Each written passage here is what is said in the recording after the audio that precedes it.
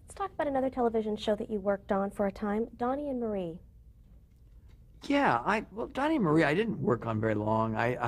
Marie was going to be 18, and they were trying to give her a new look, a grown-up look, and it was a big publicity thing. And they, and my name was kind of well known because of whatever, and so they had me design something for her, and then we all went off to New York, and a special hairdresser cut her long curls off, and Richard Avedon took her photograph, and it was a publicity thing. And then I stayed on the show and did her clothes that season. And again, Rhett Turner was doing the other costumes. And then they moved to Utah, to their studios that they built up there. And I just, I can't be going to Utah every week, and this is going to work. So Rhett just took over doing the whole show, and then he did it from then on. So I got to know Marie, but I don't know her really very well. I saw her recently, actually, and we talked for a while. But it's amazing because that was 20 years ago, or more, maybe. I don't know. Well, it's about 20 years ago. What was the format of their show? It was it was the same format, music, comedy, spectacle, musical numbers. It was kind of like, in an odd way, it was the brother-sister version of Sonny and Cher. Everybody was, you see, the variety show is interesting. I mean, I loved the whole format, and Carol's show was fantastic with her movie takeoffs and whatever. But people started coming on the air, and they were all the same. They started all looking alike, and they all started using the same material and the same ideas. I would go to a meeting sometimes for a show, a new show or whatever, and they would tell you this idea, and they'd be all excited about it. And you say, well, do you want me to do it the way I did it on Carol Burnett last year, or the way Sonny and Cher just did it last week, or the way Jerry Lewis did it, or Uncle Milty did it back in 19, how do you want it to do it? Because we can do it any way you want. We can take it different directions. There were no new ideas. It was eating itself up. And that's why I think once the good ones kind of went off the air and were finished, it never happened again, because it just simply had gotten tired and died. It doesn't mean that it can't come back and become something, but it's there were just too many old formulas that were being used over and over and over again, and too many old jokes that were being used over and over again. And it doesn't work when you do that. The audience, they may not remember, but they know it doesn't make them laugh. It doesn't make them interested. And it's too bad, because now we don't really see great musical performers. And I think when those guys did Living Color, I thought that was a great, funny variety show, but probably because it was a mostly black show, it didn't have the audiences that maybe maybe some of the other shows would have. But of course now Jim Carrey's on it, so they're showing it all the time on Comedy Central and whatever, and it's hysterical. I mean, some of the best material I've heard, and it still holds up, and it's quite a few years old now. Where did I get onto that? Anyway, variety it was interesting to. I decided I didn't want to do it anymore, and I didn't realize it had been sort of decided for me. There wasn't anything to do, and I did other things. On Donnie and Marie, how involved was the Osmond family in running the show on a day-to-day basis while you were there? Well, they were there, I mean, they were definitely producers, and they were, I wasn't there that way. I just did her clothes, and I kind of, when you do the whole show like Rhett did, he went to the meetings, and he did this, and, Marie had to be this, Marie needed something for this, Marie did something for that, and I would just do it. I rarely went to the studio in that case. But they were definitely involved, and of course Marie, young Mormon girls aren't supposed to show any shoulders or chest or whatever, and even older Mormon girls aren't supposed to either, because of religious reasons, which is perfectly fine, but it made it very hard sometimes doing things that would be, cutting edge. I mean, you can't just do turtlenecks on everybody. But it was okay, but her mother was definitely there watching over things, not letting her little darling go astray. They didn't want her to. As long as she did her work, did her songs, did her, and worked all night, that was okay, but it wasn't good to show shoulder. Don't dress like Cher. No, oh no, not at all. That was completely, the devil. Let's see. In 1976, you worked on the Diane Carroll Show very briefly. Diane Carroll was a summer replacement show, and it was a terrific looking show. I loved Diane Carroll anyway. She's beautiful. She's talented. We did some beautiful, beautiful moments for TV. You know, using TV the way it should be. Because TV is a visual medium. We don't get anything that's really beautifully visually too much anymore. You know, it's detective shows and sitcoms for the most part, and now game shows with all those things coming in and out of everywhere. You know, and we try to make just beautiful pictures, beautiful music, great guests. It was a nice little show, but it's very hard for, especially then, but it's not so easy now for a black performer to headline a show of that kind. It's, you know, you're not gonna get as big an audience as you should. What style costumes did you make for her? Just very pretty, very glamorous, very summery, because it was a summer show. Did a lot of pastels and which looked beautiful with her skin color and everything. I mean, but there's nothing that she didn't look good in. She was very different from Cher or Diana or any of those other ladies, but very classic in her tastes, and we did some very pretty things. Who else did you work with on that show? Well, actually, my friend Ray Aguian was producer on it, and my friend Bob Kelly was the art director who I'd worked with on the Cher show. So we were like a big team. I mean, everybody had worked together before. The choreographer was Carl Jablonski, who used to be a dancer on the Carol Burnett show and then became a choreographer. So it was like your family, you know. And of course, the fact that Ray was the producer, he hired all the people. And Earl Brown did the music, and Earl Brown had gone all the way back to the Dinah Shore show, and he was on the Cher show. And I mean, you know, you just develop these friends that you love working with, and you have such a good time. And we really and we had no money, but because of our connections, I was able to dress her like $1 million on just, you know, beg and borrow kind of situations. Well, a few years after that, you published a book, Dressing for Glamour. Where did that idea come from? Yeah, well, that was in '79, and that was just because people were interested in what I'd done and people I dressed, and it was a nice little book. It was there was a how-to section. The publishers couldn't decide if they want a how-to book or a coffee table book, so it was kind of like somewhere in between. And it had all the people that I had dressed over the years and me writing about them and different things and some interesting pictures. It was fun. I had a new book out this last year, '99, called Unmistakably Mackie, which covers some of the same material, but it's more colorful and more fun. More of a coffee table book then. Yes. Well, now, we don't want to go too deeply into your movies, but I would like to just touch on them. I'll just, say their name and you let me know what you remember from them. All right. Lady Sings the Blues. Lady Sings the Blues was, again, just Diana Ross's clothes. Got nominated for an Oscar for that. Ray and I did it together. We were not hired originally to do it, and Diana was not happy. So we got a call last minute. So I think we had about a week to prepare before the first shooting. And it worked out very well. I mean, it was a good thing for us to do. Funny Lady. Funny Lady was with the Barbara, and that was a sequel to Funny Girl. Barbara didn't want to make that film at all. She was on her old contract with Ray Stark, so she wasn't altogether cooperative. But anyway, we got through it. And it was a real old-fashioned kind of Hollywood movie with singing and dancing and lots of costumes and luxury and sets. And I mean, really, when I watch it again, I go, it's pretty good. It's kind of fun to watch. But I enjoyed it. I always thought that I would end up, or what I wanted to do was end up being a designer in films, like an MGM in the old days or whatever.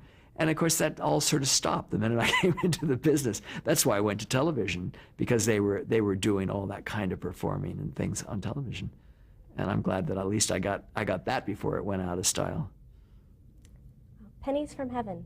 Pennies from Heaven was a film that Herbert Ross made with Steve Martin and Bernadette Peters. And it was a very strange film based on a PBS series called Pennies from Heaven that Dennis Potter wrote that was on PBS, and very odd. And of course, all the singing was done to old recorded, lip sync to old recorded records of the time. It's kind of odd having Bernadette Peters singing to someone else, lip syncing to someone else's voice.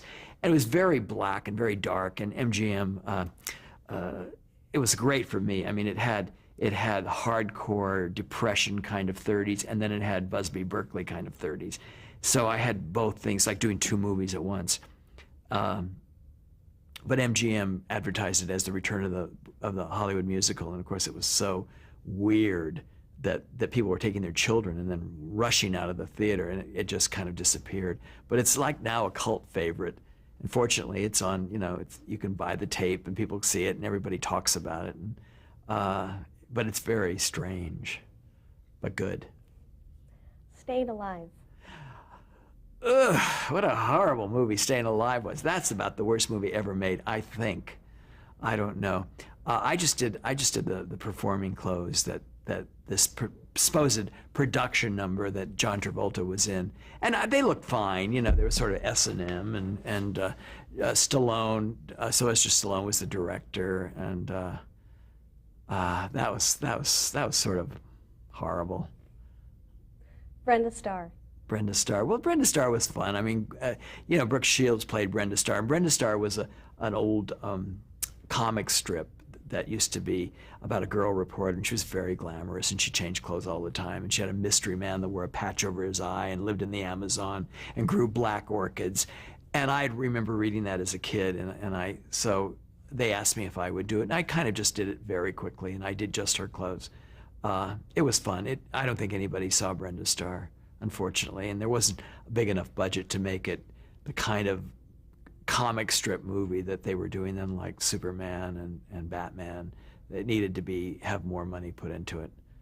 But, it was pleasant. It was a pleasant experience. Well, now let's talk about Bob Mackie Originals, which you opened in the early 1980s. Oh, well, I all of a sudden, the 70s were over and I was 40, and I thought, what happened? I was just a kid and now I'm 40. What's going on here? And somebody asked me, would you come to New York? And they'd been asking me to do that while I was doing Cher and all those things. Come to New York and do a line, and I couldn't. I mean, I had no time to do that. And I thought, well, I better do this if I'm going to do it. And because I thought, well, maybe someday I would. So I went to New York and we had a showroom and the whole thing. And I've been doing sort of that ever since. It's, right now I do a line of made-to-order collections, which we take on trunk shows around the country and women order, and it's expensive. It's like couture. And then I have other licenses that do lesser-priced things. I have a furniture line. I have all kinds of different things. But designing for real people is not nearly as much fun as designing for, those special stars in the firmament. I believe that.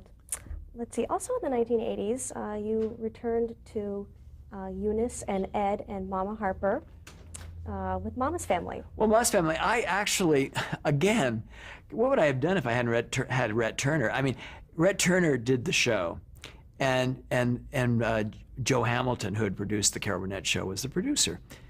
And Joe was, I should say was, because he's not with us anymore, was a very fair and very honest kind of man. I mean, he was, and he knew that I had created the look of the whole thing. And on his own, he gave me credit on that show and paid me a little something every week. And I didn't do the show at all. I never set foot on the set.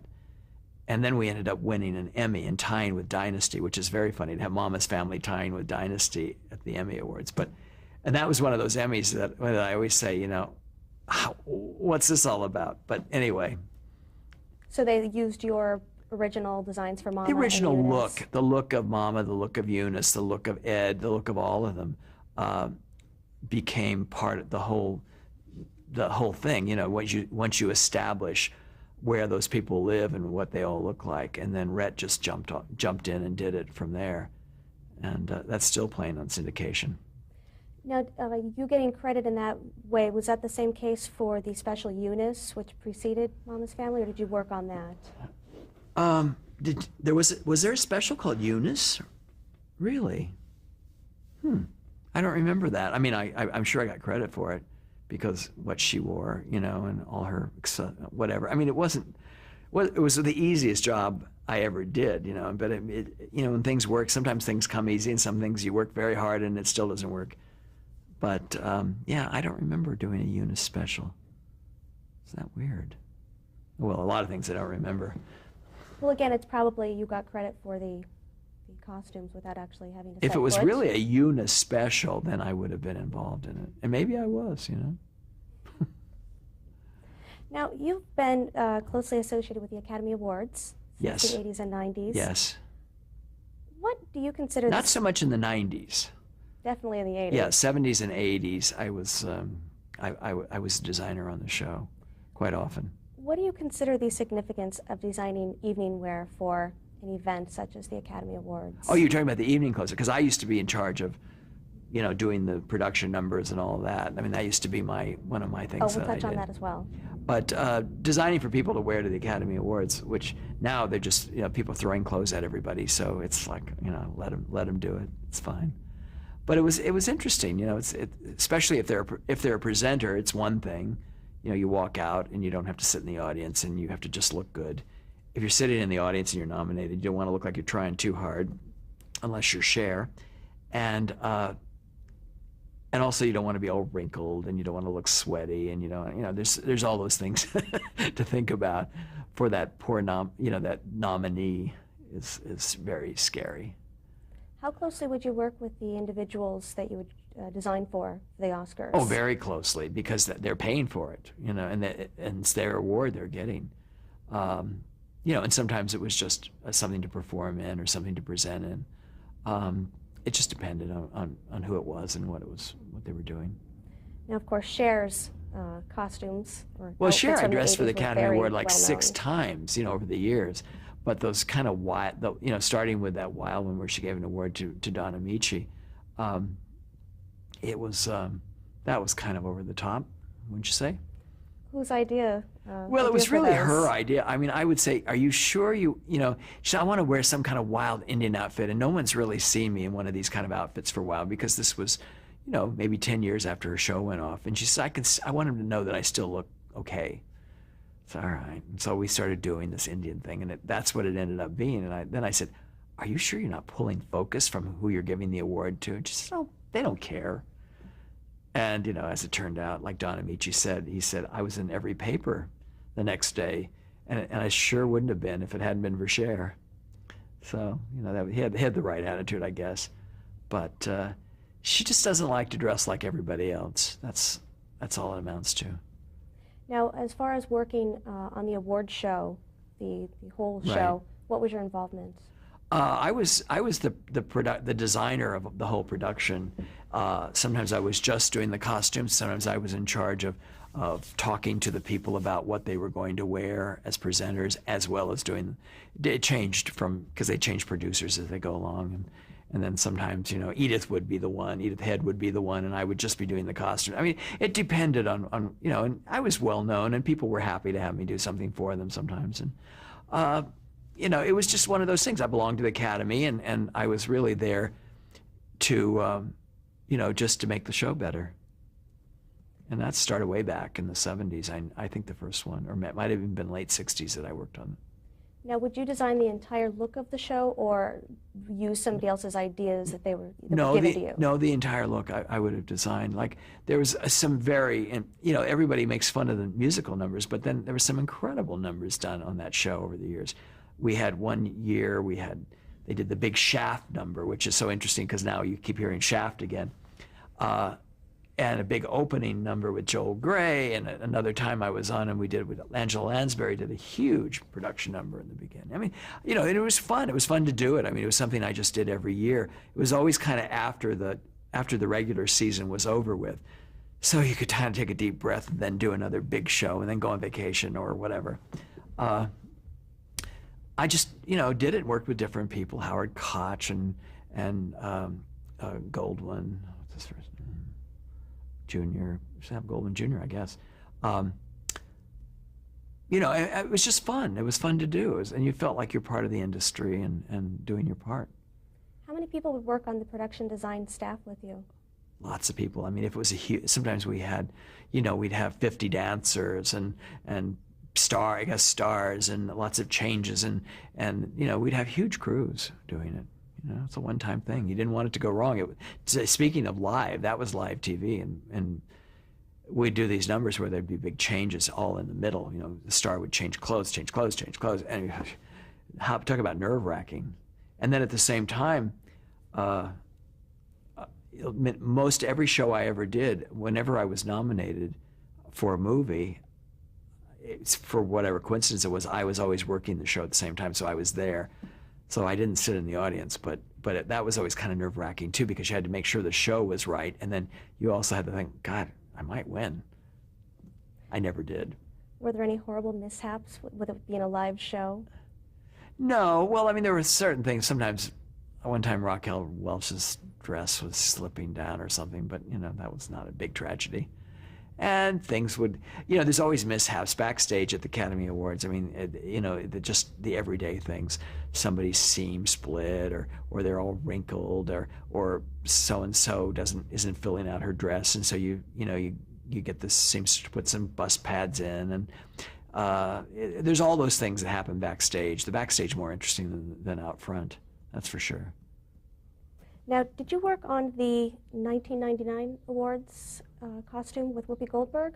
Yes, I did. Actually, here we go. My friend Ray Aguian was in charge of doing it. He did many of those after I stopped doing them in the 90s, and part of the 80s because it was Fashion Week in New York. I couldn't do it, and I couldn't do both. Anyway, he asked me if I would do Whoopi's Queen Elizabeth costume. I love doing that, and I don't get a chance to do that so often. So I said, yeah, I'll do it. And it was fun. It was a great hit. Describe the costume you created for her. Well, yeah, we did a Queen Elizabeth costume for Whoopi Goldberg to wear as her opening look, wig, all. And it had to go over her gown, and she had on white face and the whole works. So the whole thing was constructed as like a huge sort of cage that she just stepped into and zipped it up, because the change out of it was very, very fast. And Bruce Vilanch, the wonderful comedy writer, came up with the idea because Shakespeare in Love, which had Queen Elizabeth in it, and the other Elizabethan movie, they were both up for awards that year. So it just seemed like kind of the good idea to do that. And had a great time, and Whoopi is terrific to work with. Now, in 1990, you began an association with Mattel, designing collectible Barbies. Yeah. How did that come about? Well, you know, I was sort of notorious, and they thought, wouldn't it be fun to have Bob Mackie design some clothes for Barbie to wear? And I wasn't too interested. I'd never been that impressed with Barbie. She'd sort of happened after I was an adult, so it was never anything. I was kind of like, anyway. I did some sketches and whatever, and then some of the higher folks over at Mattel changed jobs, and I was sort of in limbo, and they'd paid me already, so they decided to do a collector doll with one of the outfits. Just put it in a box, and it's just the Bob Mackie Barbie, and you know, it's fine. Well, now it's turned into a monster, and we do 2 or 3 every year, and they're very expensive and very collectible, and very glamorous. And you know, every year I have to think up a new one, or 2 or 3. How outrageous of costumes do you design for Barbie to wear? They're all outrageous. They're all like goddesses, every one of them. They're not, you know, it's not your Barbie goes to Malibu kind of Barbie. It's Barbie goes to the moon, Barbie, the fantasy goddess of the moon, fantasy goddess of the sun, the fantasy goddess of Asia or Africa or whatever.